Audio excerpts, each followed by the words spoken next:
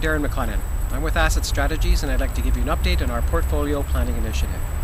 Over the course of the last few months, I've had a chance to meet with different areas of the organization, including our regional and site offices, to discuss a framework for future investment decisions at our developments.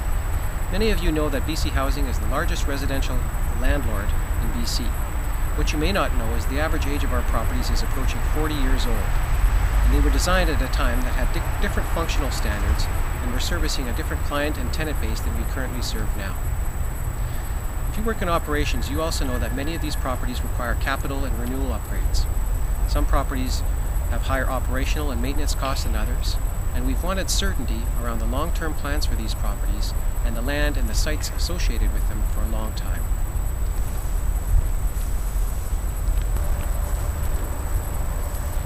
The framework we are developing will help us analyze those properties that are not aligned with our corporate values or goals.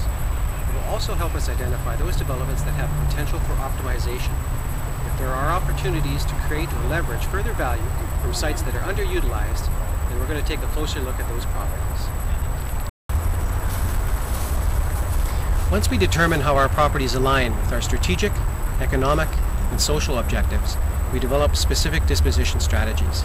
If a property is a good fit, we develop short and long-term capital plans that will extend the life cycle of the property and also ensure that it meets our mandate for functionality, sustainability, and improved energy efficiency.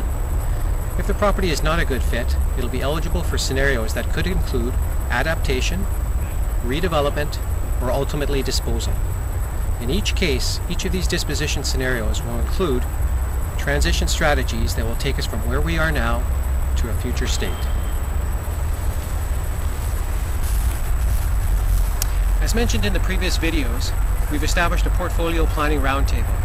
This forum is comprised of staff from across the organization that are intended to assist, provide guidance, and oversight to the overall process. Over time, this group will also validate and review any of the analysis and recommendations that are produced from the analytical framework. So what's next? Well, over the next few months, you're going to see additional demographic and real estate analysis conducted on selected high-priority developments across the province. You will also see the development of something called an asset management plan, which will hold all of the information, analysis, and recommendations for the future disposition of selected land and buildings at our various sites. I hope this has been helpful. If you have any questions on this initiative or others within Asset Strategies, feel free to touch base with us or check out our corporate intranet.